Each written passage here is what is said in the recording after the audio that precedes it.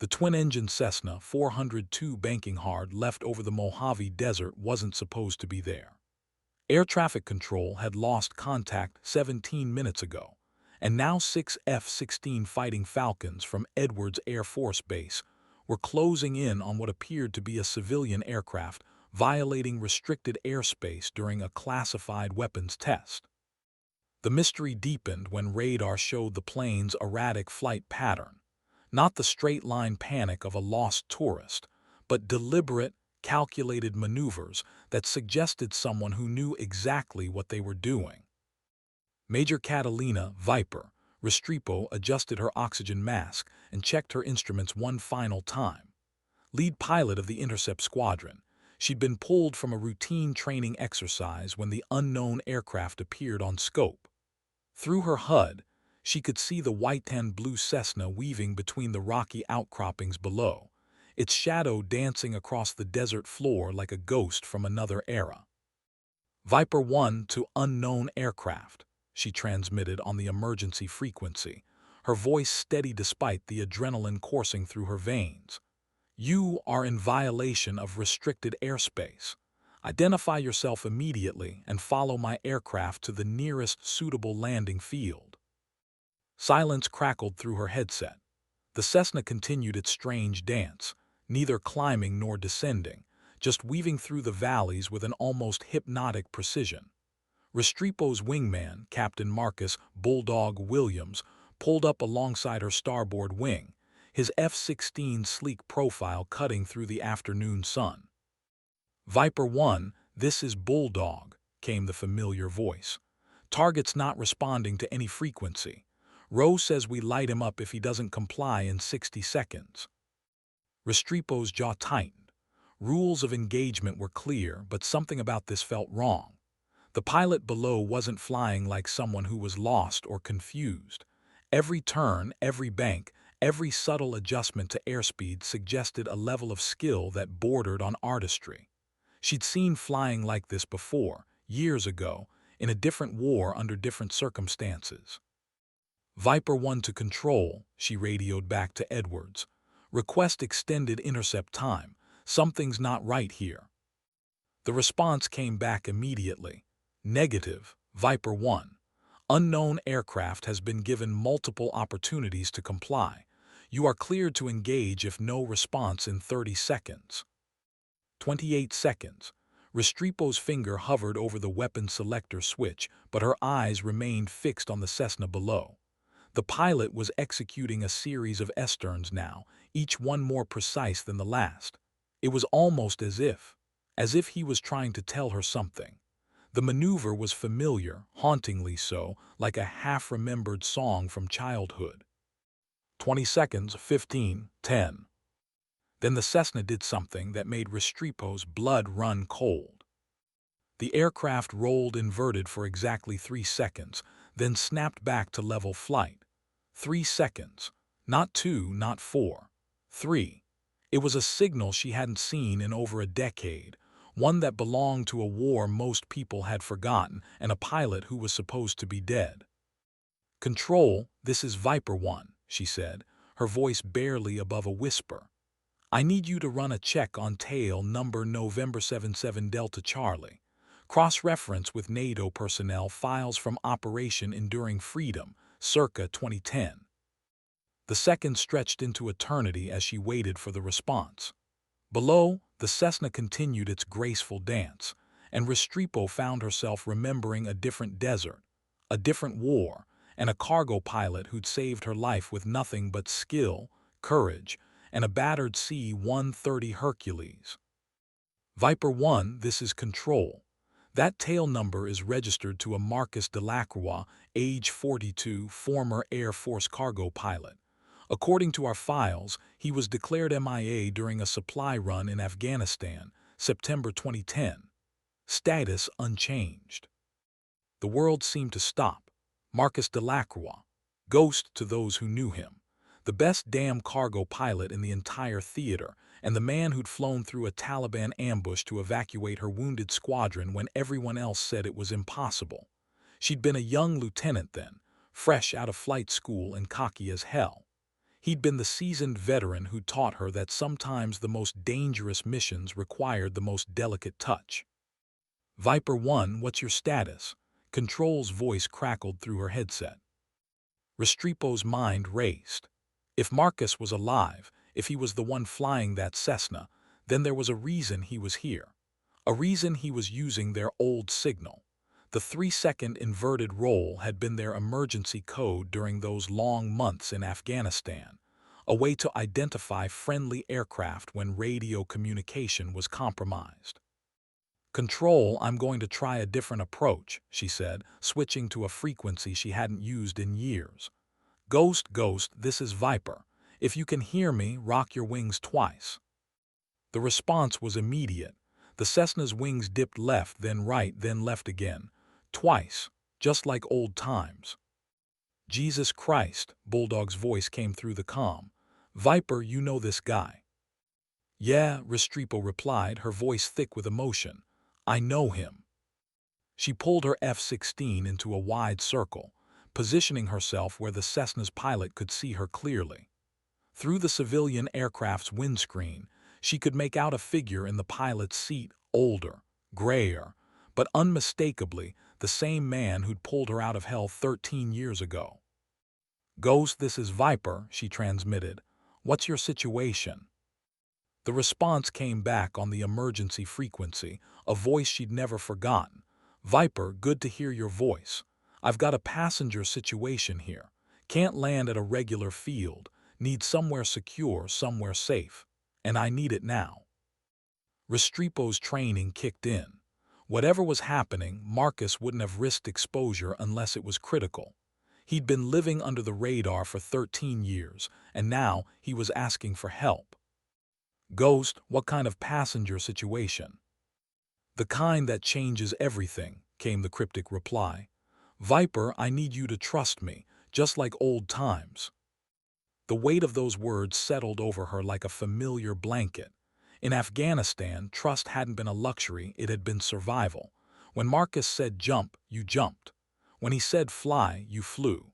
When he said trust me, you did it without question because the alternative was usually death. Control, this is Viper 1, she said, making a decision that would either save lives or end her career. I'm declaring an emergency assistance situation. Unknown aircraft is being escorted to Edwards for immediate landing. Clear runway 27 and have medical and security standing by. Viper 1, what's the nature of the emergency?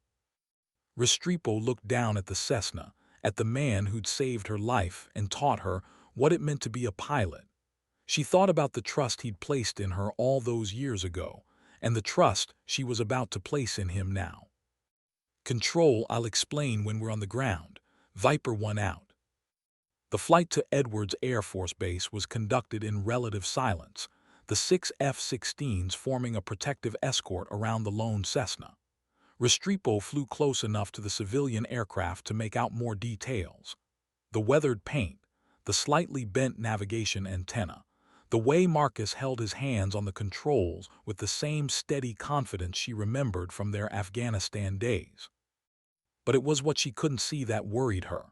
Through the Cessna's passenger windows, she could make out shapes, people, from the look of it, but the cabin was too dark to discern any details. Whatever cargo Marcus was carrying, it was human, and it was important enough for him to risk everything by coming out of hiding. Viper 1 to Ghost, she transmitted as they approached Edwards. You're cleared for landing on runway 27. Emergency vehicles are standing by. Copy that, Viper, and thank you. The simple words carried the weight of years, of shared memories, of a bond forged in the crucible of combat. Restrepo felt her eyes mist over behind her visor as she watched the Cessna touch down with the same graceful precision Marcus had always displayed. Even after 13 years of being officially dead, the man could still make an aircraft dance. As the Cessna taxied to the designated parking area, Restrepo brought her F-16 in for landing. The other fighters in her squadron followed suit, their engines winding down in sequence as they came to rest on the tarmac. Through her canopy, She could see the emergency vehicles racing toward the civilian aircraft, their red and blue lights painting the late afternoon sky in urgent colors. Viper 1, this is Control, the radio crackled. Base Commander wants a full debrief in 20 minutes, and he wants to know what the hell just happened out there. Restrepo popped her canopy and began the shutdown procedures, her hands moving automatically through the familiar routine. She'd have to explain everything: the recognition, the trust, the decision to escort rather than engage. Her career might be over, but if Marcus was alive, if he was here, then whatever he was carrying was worth the risk. The Cessna's engines finally went silent, and she watched as ground crew surrounded the aircraft. The passenger door opened, and Marcus stepped out onto the tarmac. Even from a distance, she could see he was older, more worn, but he still carried himself with the same quiet confidence that had made him legendary among cargo pilots. Then the passengers began to emerge, and Restrepo felt her breath catch in her throat. 3 children, a girl who couldn't be more than 8 and 2 boys who looked like twins, maybe 10 years old. They were dirty, frightened, and they clung to Marcus like he was their lifeline. Behind them came a woman, mid-30s, dark hair, wearing clothes that had seen better days. She moved with the careful precision of someone who'd been running for a long time. "Jesus," Bulldog said, appearing at her side as she climbed down from her aircraft. "What the hell is this about?" Restrepo watched as Marcus guided his passengers toward the waiting security personnel. The way he moved, the way he protected them, the way he kept himself between them and any potential threat. It was the same protective instinct she'd seen in Afghanistan. Whatever these people were to him, he cared about them. Deeply. "I don't know," she said, pulling off her helmet and letting her dark hair spill out. "But I'm about to find out." As they walked toward the debriefing room, Restrepo caught Marcus's eye across the tarmac. He nodded once, a small gesture of acknowledgement and gratitude that spoke volumes. She nodded back, and in that moment she knew that whatever came next, she'd made the right choice. The debriefing room at Edwards Air Force Base was a sterile environment of fluorescent lights and government tissue furniture. Colonel James Mitchell, the base commander, sat at the head of a rectangular table that had seen countless similar meetings. His weathered face betrayed nothing as he studied the preliminary reports spread before him. Across from him, Major Catalina Restrepo sat with her hands folded, her flight suit still bearing the creases from her ejection seat.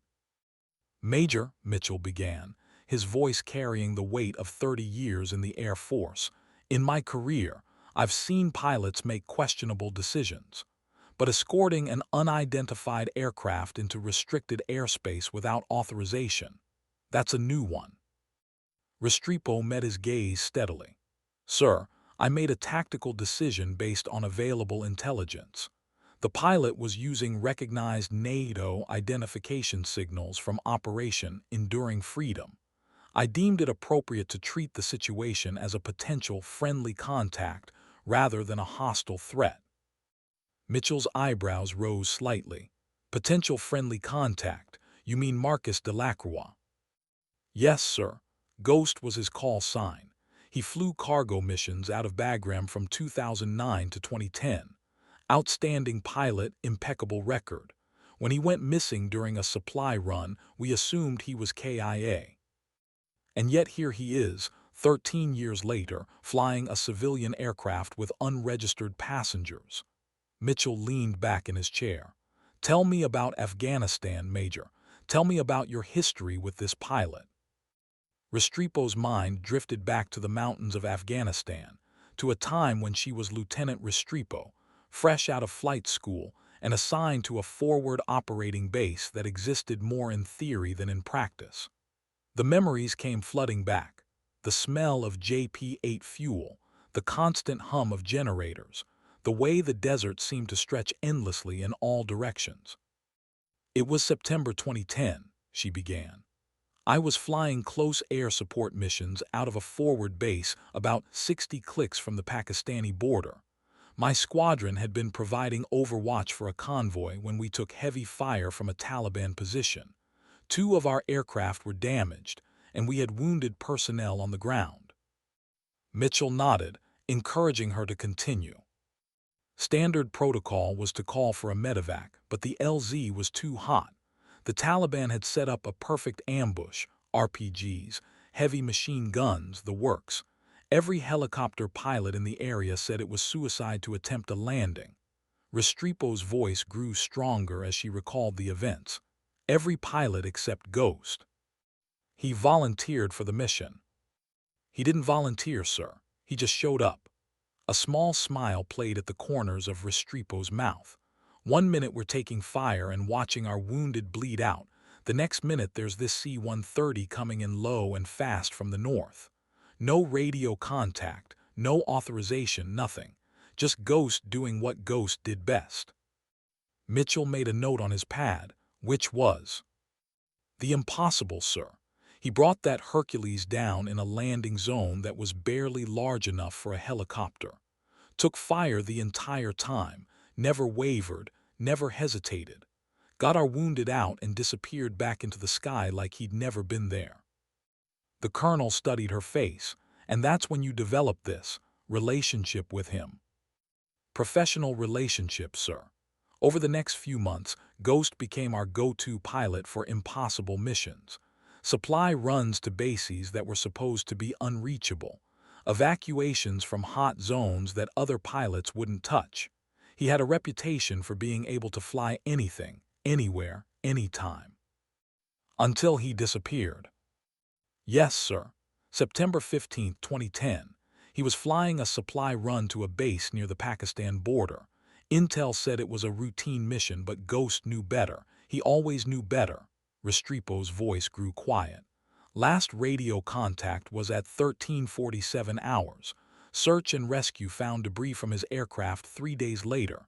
No survivors. Mitchell closed the file in front of him. Except, obviously, there was a survivor. Apparently so, sir. The colonel stood and moved to the window, gazing out at the tarmac where the Cessna sat surrounded by security personnel. Major, I need to ask you something, and I need you to be completely honest with me. Is there any chance that Marcus Delacroix is not who he appears to be? Restrepo frowned, sir. Is there any chance that this man is not the pilot you knew in Afghanistan? That he might be someone else entirely, using Delacroix's identity and your emotional connection to gain access to this facility? The question hung in the air like a challenge. Restrepo considered it carefully, running through every interaction she'd had with the man in the Cessna. The way he flew, the way he used their old signals, the way he'd looked at her across the tarmac. It was Ghost. She was certain of it. No, sir, that's Marcus Delacroix. I'd stake my career on it. You may be doing exactly that, Major. Mitchell returned to his seat and opened another file. While you've been in here, my people have been talking to your friend and his passengers. Would you like to know what they found? Restrepo nodded, her stomach tightening with anticipation. The woman is Elena Vasquez, a former DEA agent who's been missing for 6 months. The children are her daughter Sofia and twin sons Miguel and Carlos. According to Agent Vasquez, they've been in hiding since she uncovered evidence of a major drug cartel operation that involved corruption at the highest levels of the Mexican government. The words hit Restrepo like a physical blow.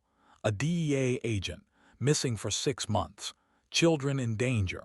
Suddenly, Marcus's decision to risk exposure made perfect sense. She came to him for help, she said quietly. That's what she claims. Says she tracked him down through old military contacts, convinced him to fly them to safety.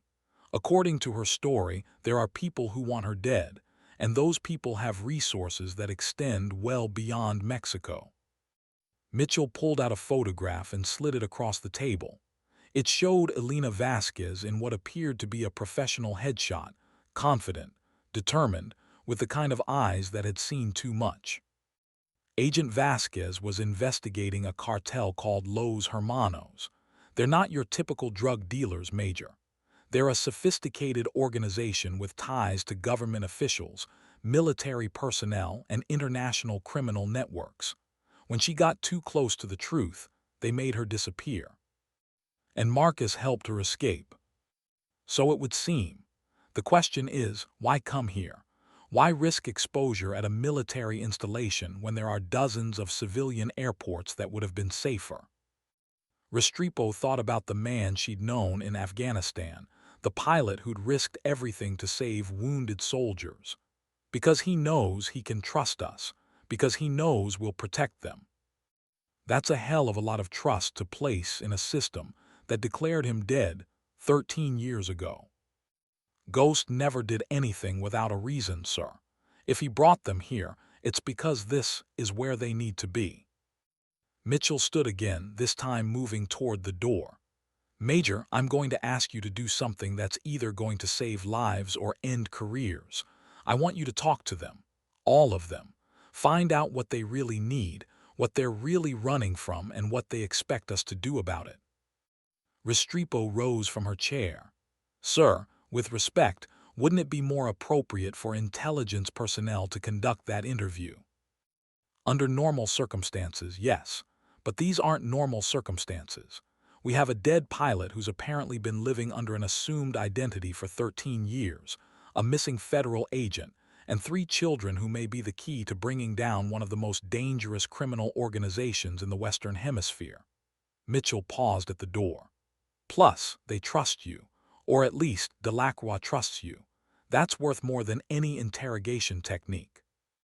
As they walked through the corridors of Edwards Air Force Base, Restrepo felt the weight of responsibility settling on her shoulders. She'd made a split-second decision to trust Marcus, and now that trust was being tested in ways she'd never imagined. The stakes had escalated far beyond a simple aircraft intercept. The holding room where Marcus and his passengers were waiting was more comfortable than the debriefing room, but it still had the unmistakable feel of a military facility. Marcus sat at a small table, his hands wrapped around a cup of coffee that had long since gone cold. Elena Vasquez sat across from him, her children clustered around her like a protective shield. When Restrepo entered the room, Marcus looked up, and she saw something in his eyes that she'd never seen before: fear. Not the sharp, immediate fear of combat, but the deeper, more corrosive fear of a man who'd been running for too long. "Hello, Ghost," she said quietly. "Hello, Viper." He stood, and for a moment they simply looked at each other across the years. "You got tall." Despite everything, Restrepo found herself smiling. "You got old." "Yeah, well, being dead will do that to you." Elena Vasquez watched the exchange with intelligent eyes. "You two know each other." "We do," Restrepo confirmed, taking a seat at the table. "Marcus saved my life in Afghanistan, more than once actually." "And now I'm hoping you can return the favor," Marcus said, his voice heavy with exhaustion. "Elena, kids, this is Major Catalina Restrepo. She's one of the good ones." Elena studied Restrepo's face carefully. "Agent Elena Vasquez, DEA. These are my children, Sofia, Miguel, and Carlos." The children looked up at her with eyes that held far too much knowledge for their age. Sofia, the youngest, had her mother's dark hair and her father's stubborn chin. The twins, Miguel and Carlos, were identical in appearance but clearly different in temperament, one bold, one cautious. "They've been through hell," Marcus said quietly. "All of them." Restrepo nodded. "Colonel Mitchell briefed me on the situation. Los Hermanos cartel, government corruption, 6 months in hiding. What I need to know is what you need from us." Elena leaned forward. "Protection, a safe place for my children while I testify, and help bringing down the people who killed my partner and destroyed my life." "That's a tall order." "I have information that could cripple Los Hermanos. Names, dates, bank accounts, operational details. Everything I've been gathering for the past 18 months. Elena's voice grew stronger. "But I need guarantees. I need to know that my children will be safe no matter what happens to me." Marcus spoke up. That's why we came here. Military protection, secure facilities, people who can't be bought or intimidated. Alina didn't want to trust anyone, but I convinced her that you were different. Different how? Because you understand what it means to protect people who can't protect themselves. Because you've seen what happens when good people do nothing. Marcus's eyes met hers. Because you're still the same person who flew into that ambush in Afghanistan, even when everyone else said it was suicide. The weight of his words settled over the room like a blanket. These people had risked everything to get here, and now they were asking her to risk everything to keep them safe. It was Afghanistan all over again, impossible odds, unclear orders, and lives hanging in the balance. "What do you need from me?" she asked. "Time," Alina said. "Time to make contact with the right people at Justice, time to verify my information, time to set up a safe house for my children, and protection while we do it." "How long?" 48 hours, maybe less if we can reach the right people quickly. Restrepo thought about Colonel Mitchell, about the base commander's concerns, about the career implications of harboring fugitives. Then she thought about the children sitting across from her, about the trust in Marcus's eyes, about the oath she'd taken to protect and defend. "I'll see what I can do," she said finally. Marcus reached across the table and squeezed her hand. "Thank you." As Restrepo left the holding room, she found Colonel Mitchell waiting in the corridor. His expression was unreadable, but she could sense the tension in his posture. "Well," he asked.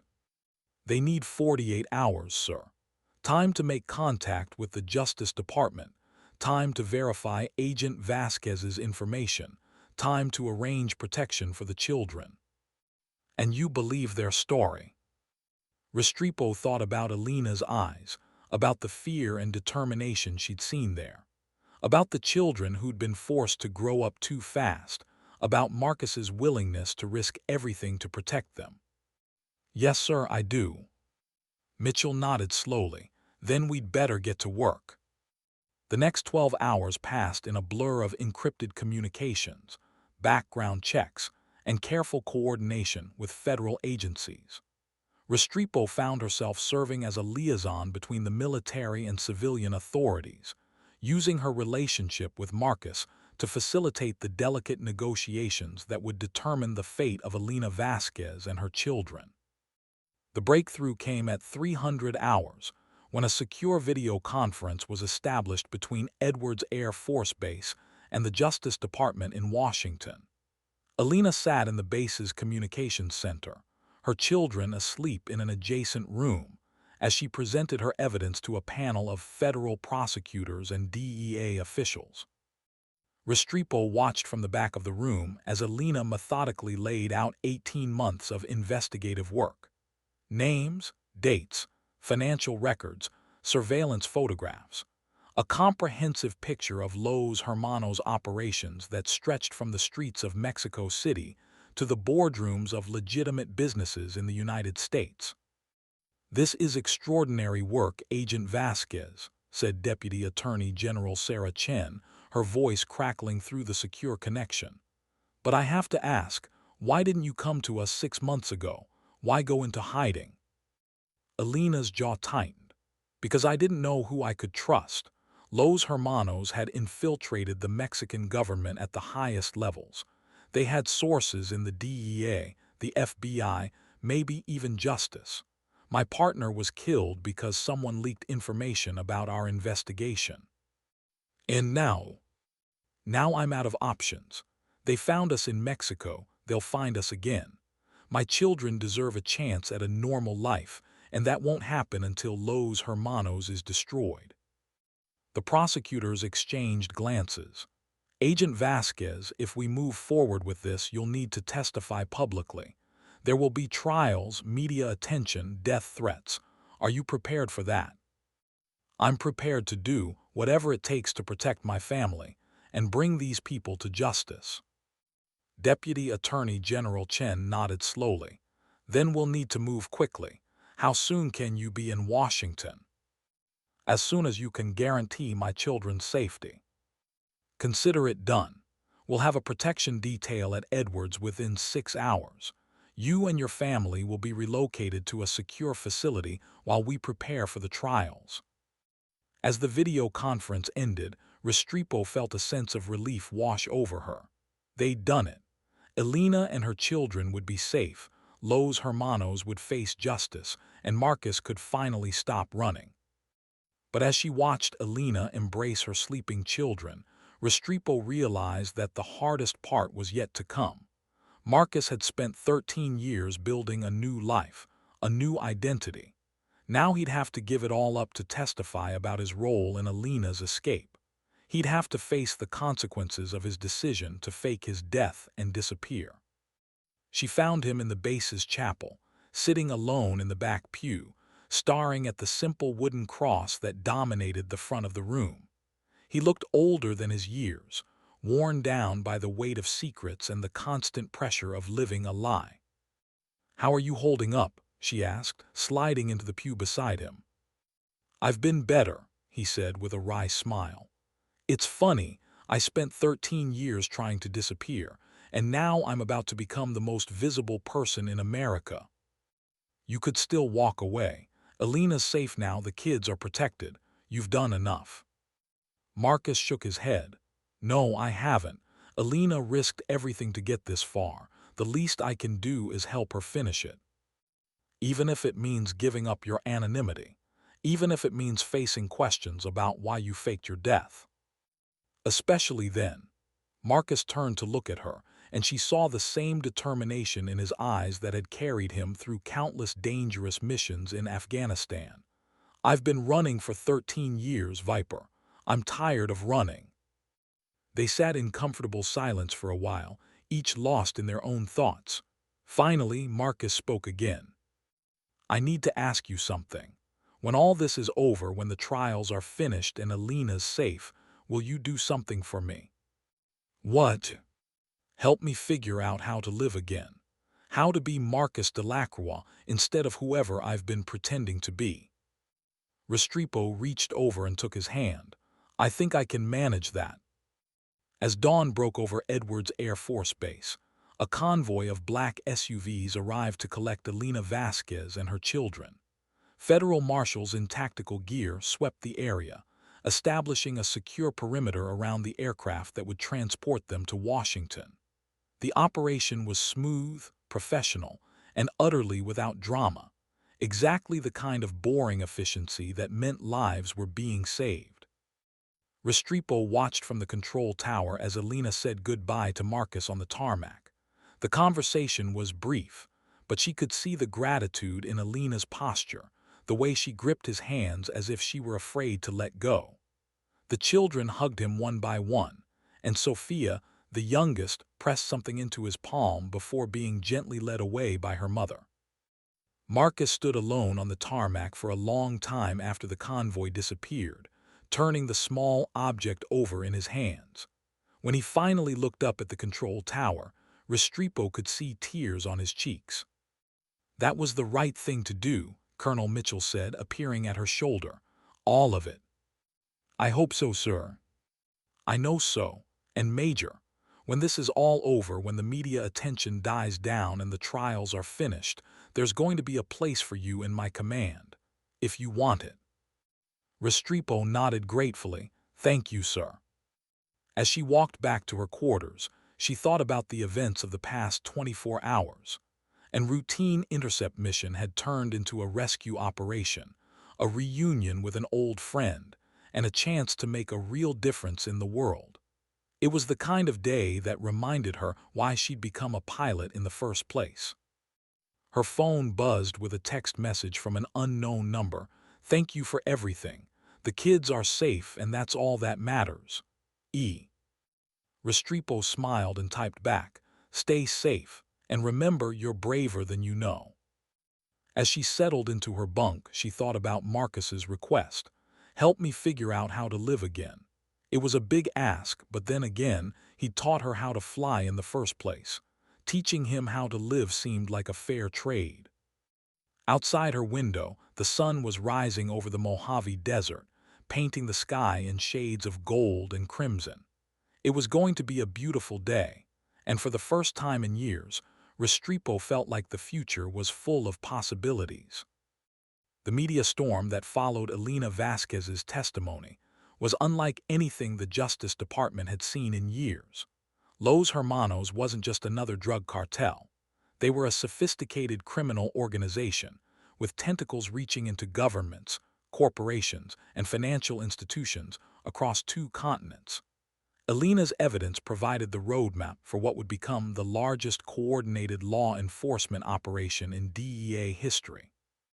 Restrepo watched the news coverage from her quarters at Edwards, seeing Elena's face on every major network as she testified before Congress about the scope of Los Hermanos' operations. The woman who had sat terrified in the base's holding room just a week ago now commanded the attention of the world's most powerful politicians and law enforcement officials. But it was the smaller stories that caught Restrepo's attention, the human interest pieces about a missing DEA agent's courage, the profiles of the children who'd been forced to live in hiding, the questions about how a supposedly dead Air Force pilot had managed to orchestrate their escape. Marcus had become a reluctant celebrity, and Restrepo could see the toll it was taking on him. "I never signed up for this," he said during one of their daily phone calls. He was staying at a secure facility in Virginia, waiting to testify at the upcoming trials. "I just wanted to help Elena and the kids. I didn't expect to become the poster boy for government accountability." "You're not a poster boy," Restrepo replied. "You're a hero. There's a difference." "I don't feel like a hero. I feel like a guy who made a bunch of bad decisions and somehow stumbled into doing the right thing." Welcome to heroism, Ghost. It's not as glamorous as they make it look in the movies. Marcus laughed, and Restrepo was glad to hear some of the old humor creeping back into his voice. "So what's next for you? Still planning to make the Air Force your career?" "For now, Colonel Mitchell offered me a position in his command, and I think I'm going to take it. What about you? Any plans for life after the trials?" "I've been thinking about that. Elena suggested I might want to consider working with the Justice Department. They're setting up a new task force to investigate government corruption, and they need people with my unique background." Unique is one word for it. "I'm also thinking about getting my commercial pilot's license back. Legally, this time.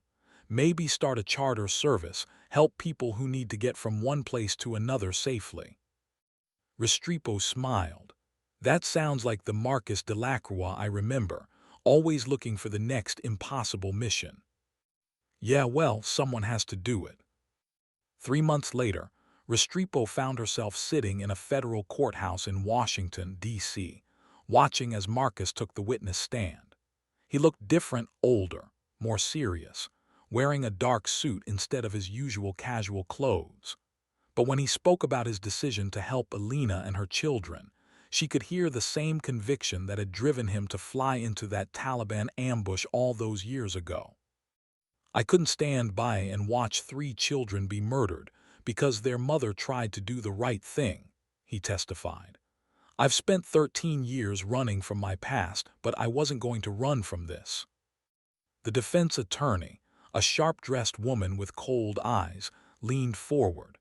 "Mr. Delacroix, isn't it true that you faked your own death to escape court-martial proceedings related to unauthorized missions in Afghanistan?" Marcus met her gaze steadily. "I made some questionable decisions in Afghanistan, yes, but I never put innocent lives at risk, and I never compromised the safety of my fellow service members." "That's not what I asked." "It's the answer I'm giving you." The exchange continued for hours, with the defense attorney trying to paint Marcus as a rogue pilot who couldn't be trusted, while the prosecution presented him as a hero who'd risked everything to save innocent lives. Restrepo watched from the gallery, admiring the way Marcus handled himself under pressure. He was nervous. She could see it in the way he held his shoulders, but he never wavered from his core message. Sometimes doing the right thing meant breaking the rules. When the prosecutor asked about his decision to fake his death, Marcus paused for a long moment before answering. I was 29 years old and I just watched good people die because I couldn't get to them fast enough. I was angry, I was grieving, and I made a choice that I've regretted every day since. But I won't apologize for trying to save lives. The courtroom was silent except for the scratch of the court reporter's fingers on her stenotype machine. In that silence, Restrepo could feel the weight of Marcus's words settling over the jury. These weren't the words of a criminal or a coward. They were the words of a man who'd spent 13 years carrying the burden of impossible choices. Mr. Delacroix, the prosecutor continued, when Agent Vasquez contacted you 6 months ago, why did you agree to help her? Marcus looked toward the gallery, and for a moment his eyes found Restrepo's. Because I recognized something in her voice. The same thing I'd heard in my own voice 13 years ago, the desperation of someone who's trying to do the right thing in a world that doesn't always make that possible. And you believed her story. I believed her children deserved a chance to grow up without looking over their shoulders. I believed she deserved the opportunity to see justice done. And I believed that sometimes the system needs people who are willing to operate outside the lines to make it work. The defense attorney objected, but the damage was done. Marcus had managed to reframe the entire narrative, turning his history of bending rules into evidence of his commitment to protecting innocent lives.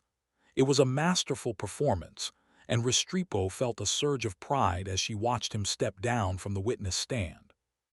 The trial continued for 2 more weeks, with Alina providing devastating testimony about Los Hermanos' operations and their infiltration of government agencies.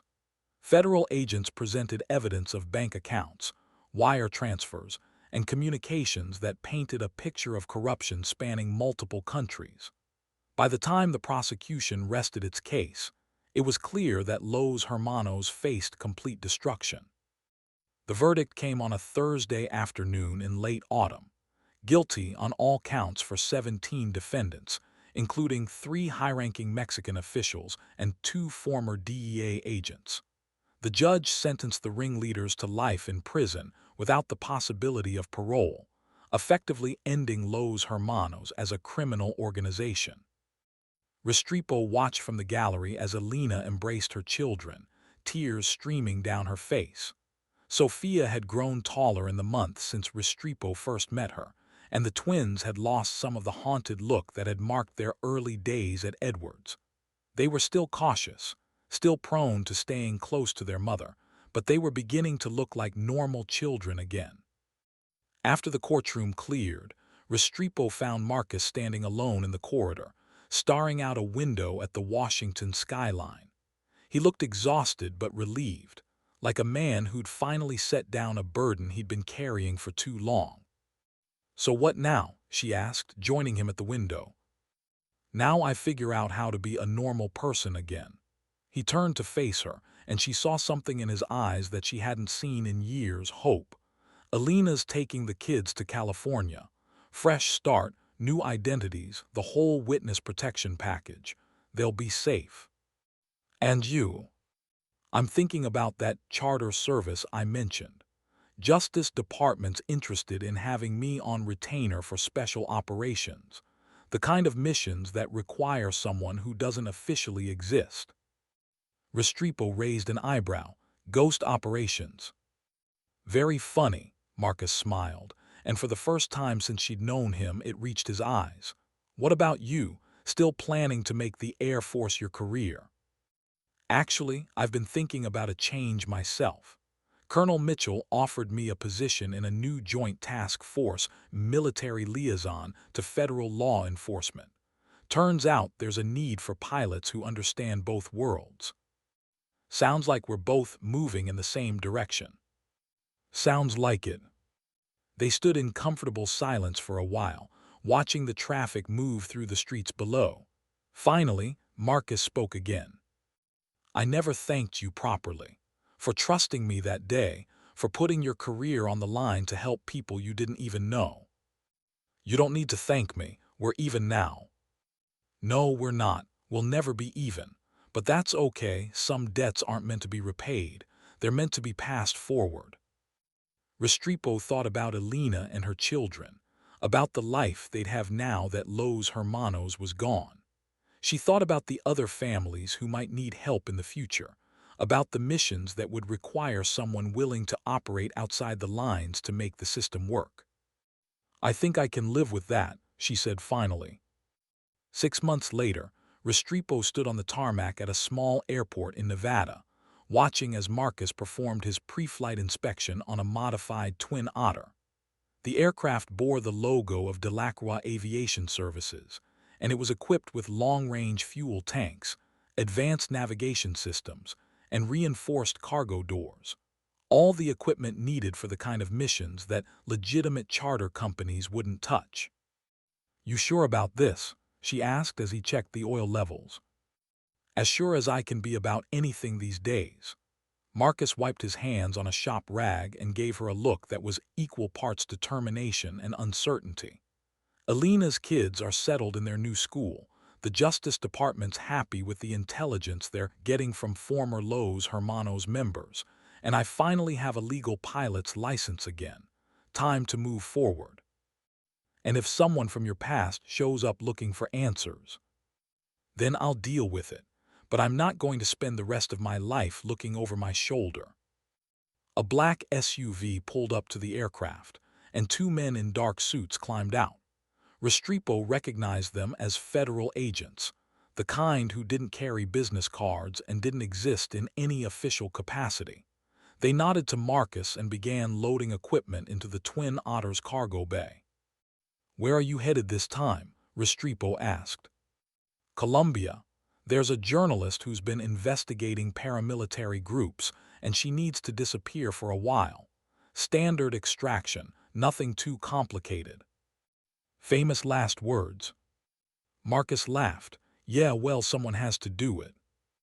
As the agents finished loading the aircraft, Restrepo reflected on how much had changed since that day over the Mojave Desert.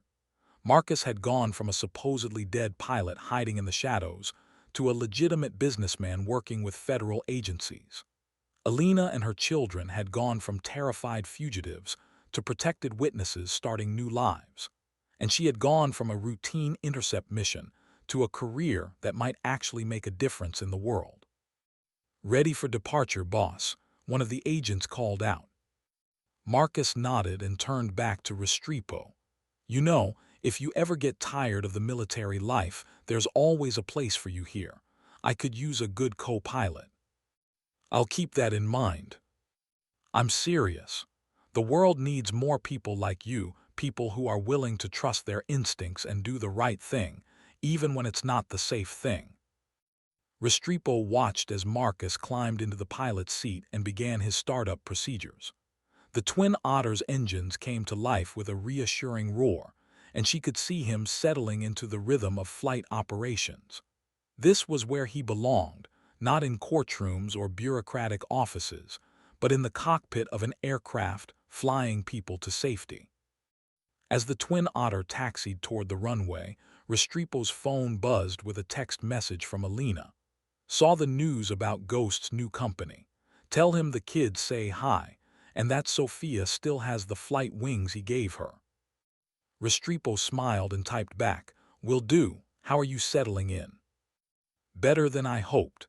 Miguel made the soccer team, Carlos is learning to play guitar, and Sophia wants to be a pilot when she grows up.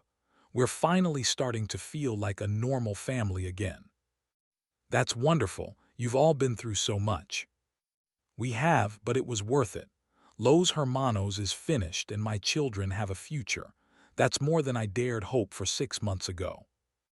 As the Twin Otter lifted off and disappeared into the afternoon sky, Restrepo thought about the ripple effects of that single decision to trust Marcus over the Mojave Desert.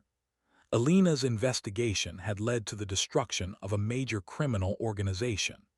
Marcus had found a way to use his skills for legitimate purposes, and she had discovered that sometimes the most important missions were the ones that never appeared in any official records.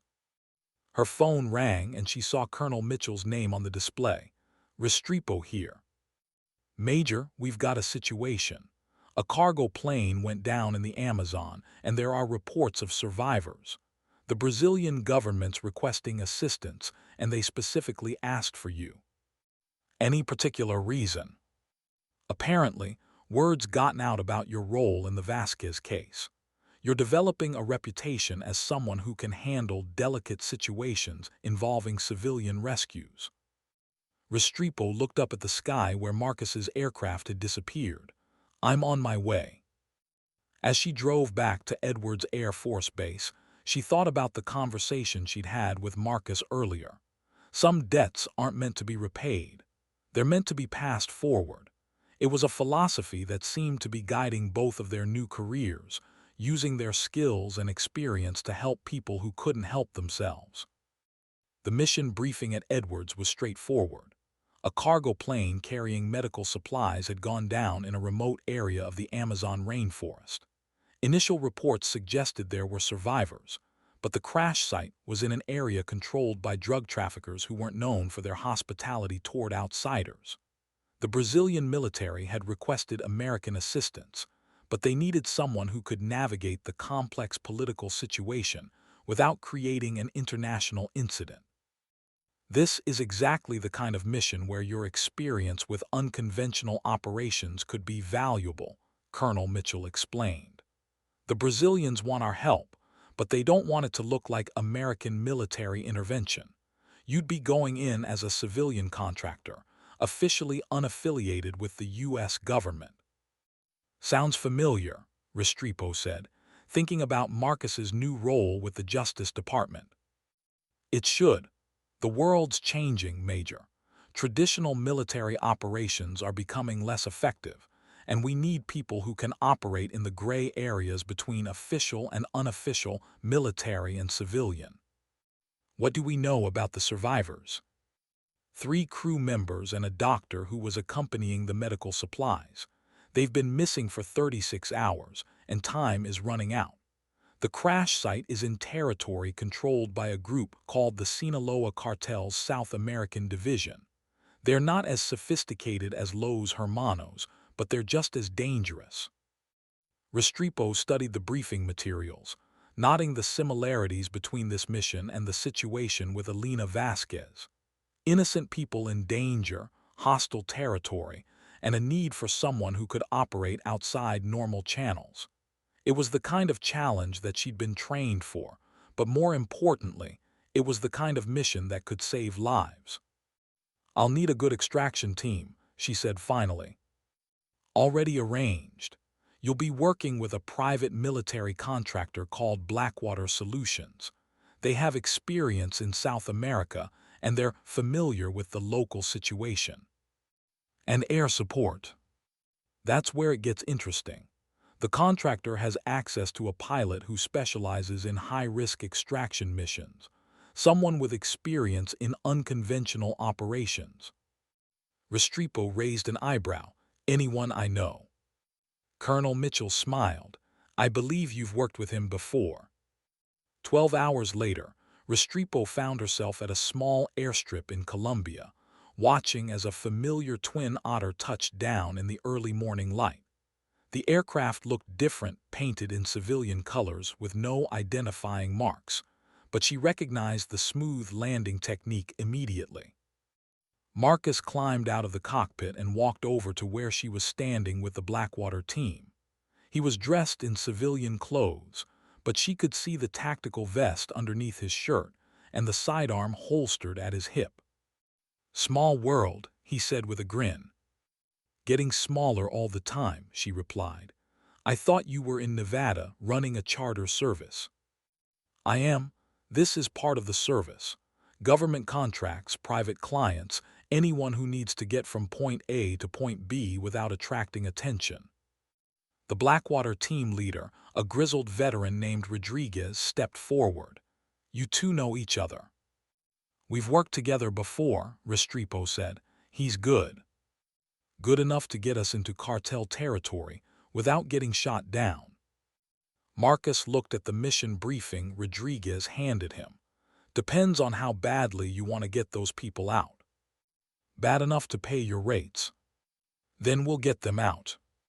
The flight into the Amazon was unlike anything Restrepo had experienced before. Marcus piloted the Twin Otter through valleys and over ridgelines, staying below radar coverage and avoiding the air routes that cartel spotters would be monitoring. The jungle stretched endlessly in all directions, a green carpet broken only by the occasional river or clearing. Crash sites about 10 minutes out, Marcus announced over the intercom. I'm going to do a low pass to assess the situation before we commit to a landing. Through the aircraft's windows, Restrepo could see the wreckage scattered across a small clearing. The cargo plane had hit the trees hard, breaking apart on impact, but the main fuselage was relatively intact. More importantly, she could see movement near the wreckage, survivors signaling to the aircraft overhead. 4 people looks like they're mobile, Rodriguez reported, but we've got company. Through her binoculars, Restrepo could see armed figures emerging from the tree line.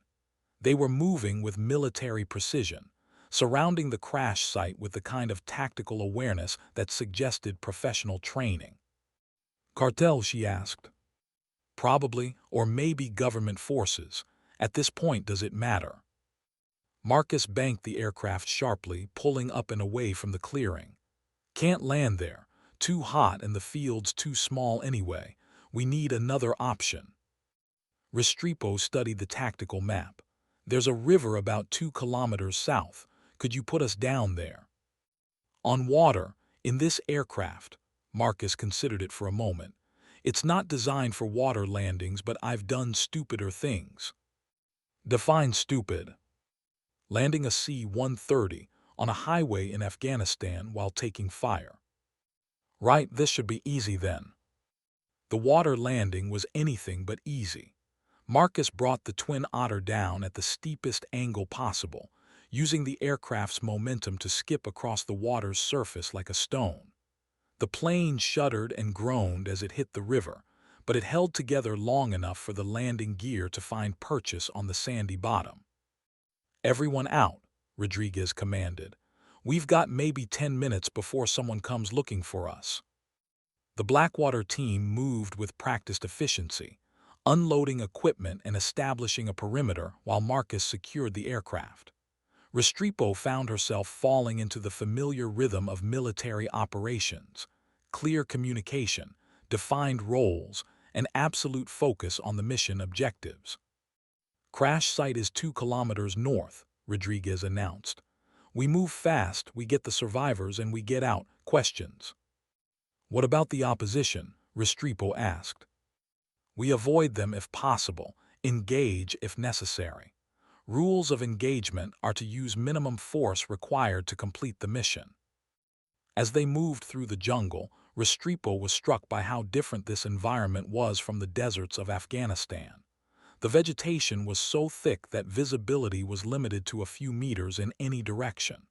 The air was heavy with humidity and the sounds of insects and birds. Every shadow could hide a threat, every sound could be a warning. The crash site was exactly as they'd seen it from the air, a cargo plane broken apart in a small clearing, with 4 survivors huddled near the wreckage. But the armed figures they'd spotted were gone, melted back into the jungle like ghosts. Too quiet, Rodriguez muttered. I don't like it. Maybe they moved on, one of his team members suggested. Or maybe they're waiting for us to make the first move. Restrepo studied the tree line through her binoculars. I'm going to make contact with the survivors. Cover me. She moved across the clearing in short rushes, using the wreckage as cover. The survivors, 3 men and a woman, looked up as she approached. They were dirty, exhausted, and clearly frightened, but they were alive. American military, the woman asked hopefully. Close enough, Restrepo replied. We're here to get you out. Can you move? I think so. Dr. Martinez has a broken leg, but the rest of us are okay. We need to move fast. There are hostile forces in the area. As she helped the survivors to their feet, Restrepo heard the distinctive crack of a rifle shot. Rodriguez's voice came through her earpiece. Contact. We've got shooters in the tree line." The jungle erupted in gunfire. Muzzle flashes lit up the shadows as the Blackwater team returned fire, their weapons chattering in controlled bursts. Restrepo grabbed the injured doctor and began dragging him toward the relative safety of the aircraft wreckage. "This way," she shouted to the other survivors. "Stay low and keep moving." The firefight was brief but intense.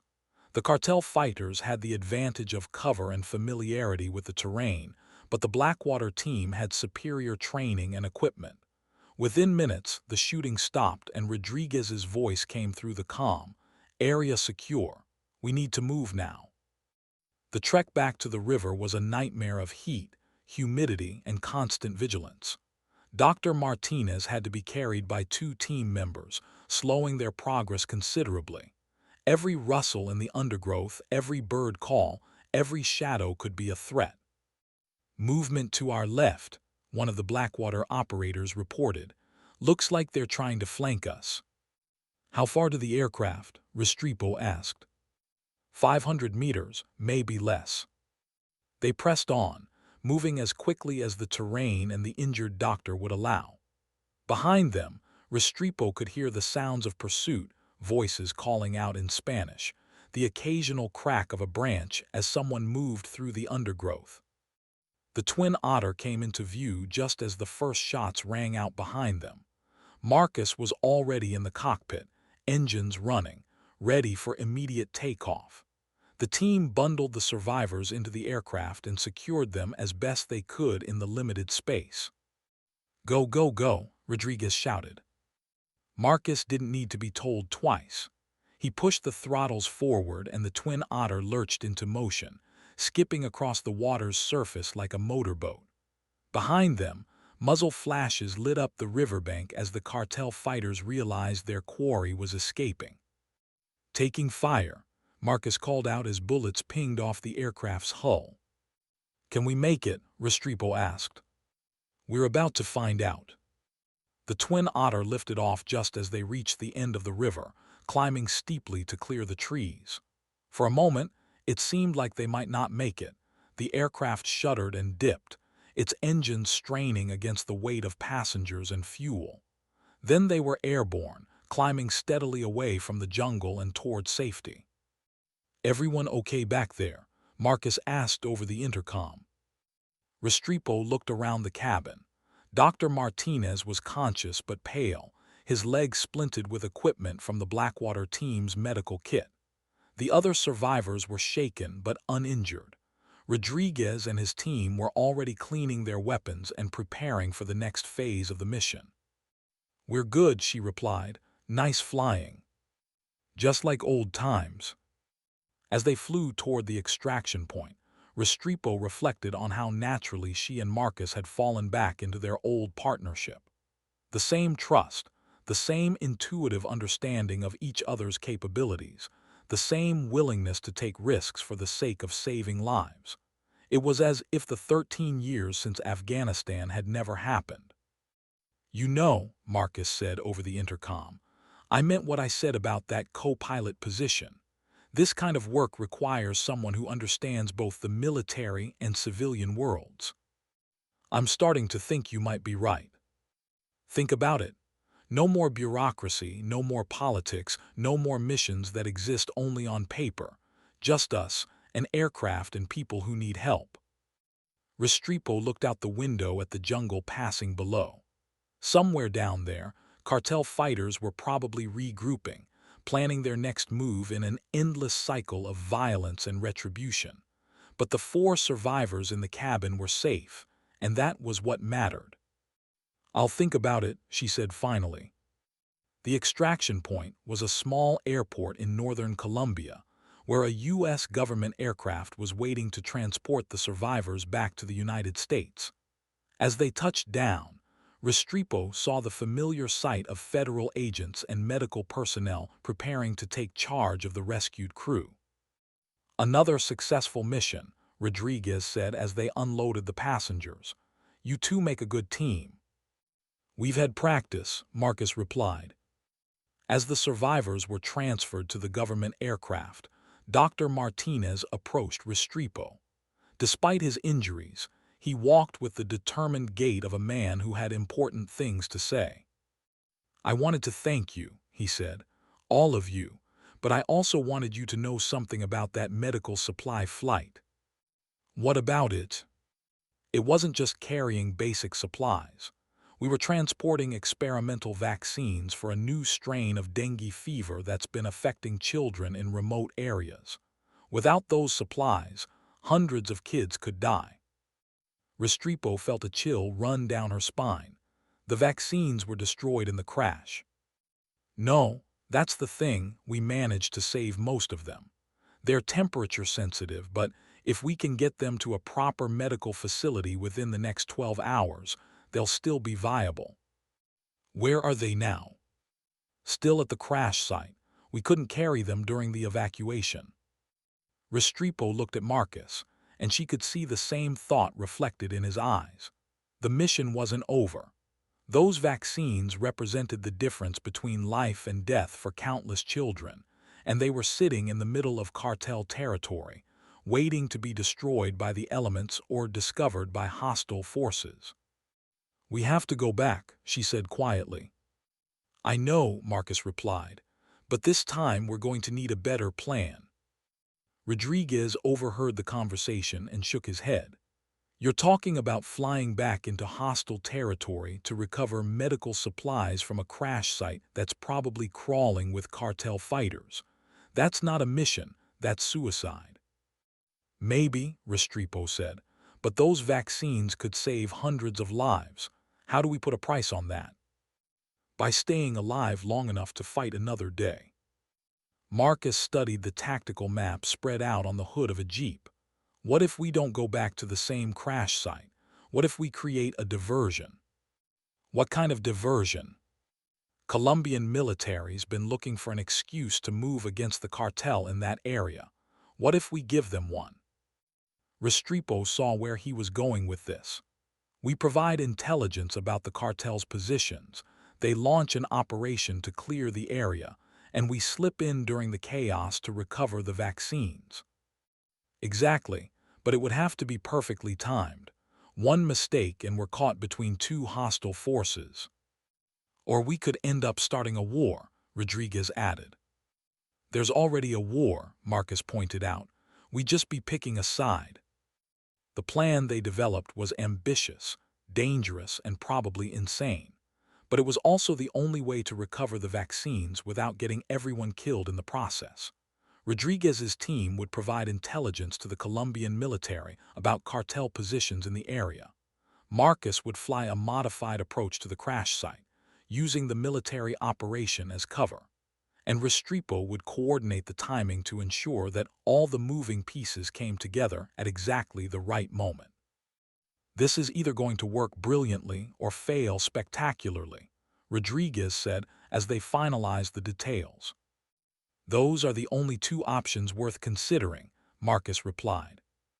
6 hours later, they were airborne again, this time in a smaller aircraft, a single-engine Cessna that Marcus had acquired through channels that Restrepo didn't want to know about.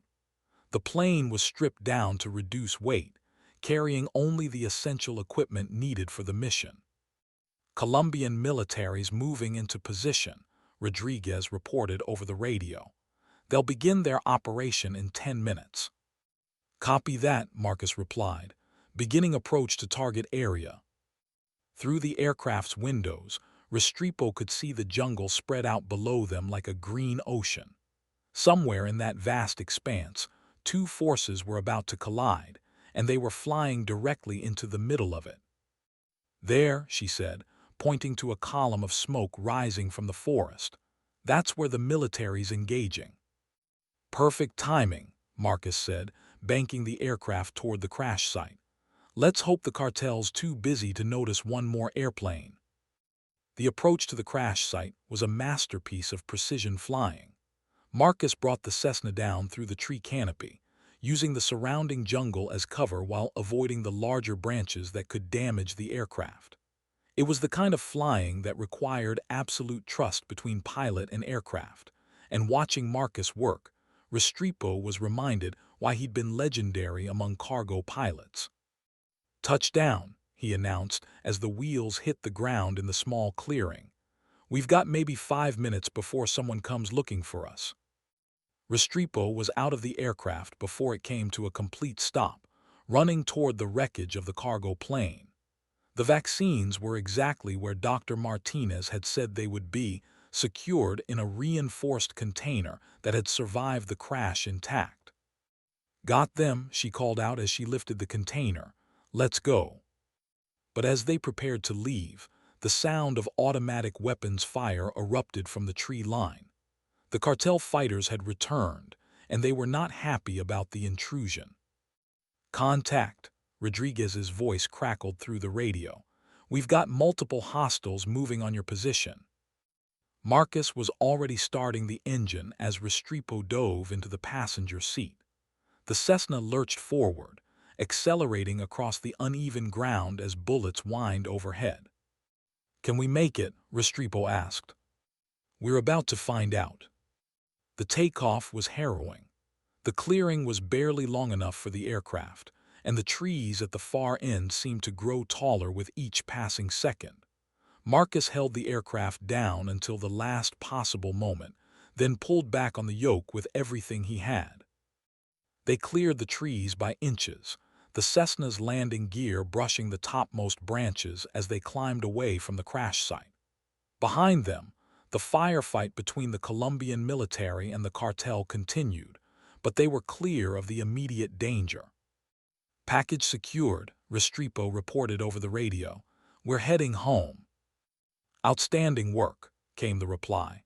"Medical team is standing by for immediate transport to the distribution center." As they flew toward the extraction point, Restrepo held the vaccine container in her lap, thinking about the children who would be saved by their contents. It was a tangible reminder of why she'd chosen this profession, why she'd been willing to risk everything for the chance to make a difference. "You know," Marcus said over the intercom, "I could get used to this." "What, getting shot at by drug dealers?" "No, working with someone who understands that some things are worth the risk." Restrepo looked at the man beside her, the pilot who'd saved her life in Afghanistan, who'd helped Alina and her children escape from Los Hermanos, who just risked everything to recover vaccines for children he'd never meet. He was right. Some things were worth the risk. "About that co-pilot position," she said, "I'm interested." "Really?" "Really, but I have some conditions." "Name them." "We take the missions that matter. We help people who can't help themselves. And we never compromise our principles for money or politics." Marcus smiled. "I wouldn't have it any other way." As they touched down at the extraction point, Restrepo saw the medical team waiting to transport the vaccines to their final destination. Within hours, those vaccines would be in the hands of doctors and nurses who would use them to save lives. It was a chain of events that had started with a routine cargo flight and ended with an international rescue operation. But every link in that chain had been forged by people who were willing to put themselves at risk for the sake of others. "So what's next?" she asked as they watched the medical team load the vaccines into their transport aircraft. "I've got a call from the State Department," Marcus replied. "There's a situation in Myanmar. Some American aid workers got caught up in the civil war, and they need extraction." "Sounds dangerous." "The dangerous ones are the best ones." Restrepo laughed. "When do we leave?" "Tomorrow morning. But first, we need to make this partnership official. Delacroix Aviation Services is about to become Delacroix Restrepo Aviation Services." "I like the sound of that." As they walked toward the terminal, Restrepo reflected on the journey that had brought her to this moment. A year ago, she'd been a military pilot following orders and flying routine missions. Now she was about to become a partner in a company that specialized in impossible rescues and last-chance missions. It was exactly the kind of career change that her younger self would have thought was insane. But watching Marcus interact with the medical team, seeing the gratitude in their eyes as they thanked him for recovering the vaccines, she knew she'd made the right choice. This was what she'd been trained for, not just to fly aircraft, but to use those skills to make a difference in the world. Her phone buzzed with a text message from Alina. Saw the news about the rescue mission in Colombia. Sophia still wants to be a pilot like you when she grows up. Maybe someday she'll work for your new company. Restrepo smiled and typed back. She'll always have a place here. Tell her to keep studying and keep dreaming. As she hit send, she thought about the future that stretched ahead of them. There would be more missions, more risks, more opportunities to help people who had nowhere else to turn. It wouldn't be easy and it wouldn't be safe, but it would be meaningful in a way that few careers could match. Ready for the next adventure? Marcus asked. Always, she replied. And as they walked into the terminal together, Restrepo knew that whatever challenges lay ahead, they would face them the same way they had faced everything else, with skill, courage, and an unwavering commitment to doing the right thing, no matter the cost. The Myanmar mission came sooner than expected. 3 days after their return from Colombia, Marcus received an urgent call from the State Department. 5 American aid workers had been caught in the crossfire of Myanmar's civil war, trapped in a remote village that was under siege by government forces. Traditional diplomatic channels had failed, and the situation was deteriorating rapidly. They need extraction within 48 hours, Marcus explained as they reviewed the mission briefing. After that, the window closes permanently. Restrepo studied the tactical maps spread across the table in their new office. The village was located in the mountainous region near the Chinese border, accessible only by a narrow mountain road that was currently blocked by military checkpoints. The only feasible approach was by air, but the area was patrolled by Myanmar military aircraft that wouldn't hesitate to shoot down unauthorized flights. "What's the cover story?" she asked. "Humanitarian supply mission.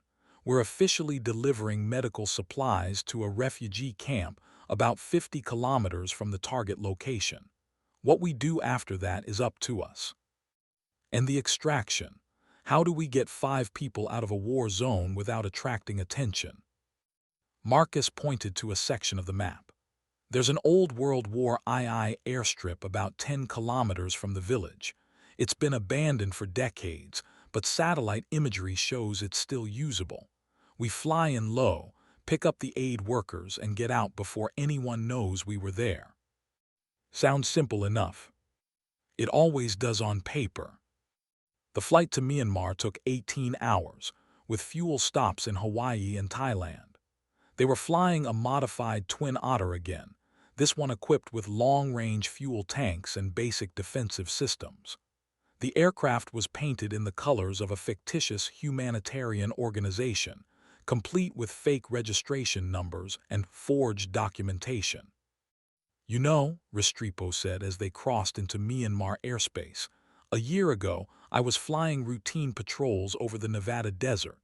Now I'm running covert operations in Southeast Asia. Life's funny that way." "Funny's one word for it," Marcus replied, scanning the horizon for military aircraft. "Are you having second thoughts?" "About the mission? No, about the career change, sometimes. But then I remember why we're doing this." "Which is?" "Because someone has to. Because the people in that village don't have anyone else coming to help them. Because sometimes the only way to save lives is to risk your own." They flew in silence for a while, each lost in their own thoughts. The landscape below them was breathtaking, mountains and valleys covered in lush green vegetation, rivers winding through ancient forests, villages scattered across the countryside like scattered jewels. It was hard to believe that this beautiful country was tearing itself apart in a brutal civil war. "Target area coming up," Marcus announced. "I'm taking us down to treetop level." The approach to the abandoned airstrip was nerve-wracking. Marcus had to thread the Twin Otter through a narrow valley, staying below the radar coverage while avoiding the mountains that rose on either side. The airstrip itself was barely visible from the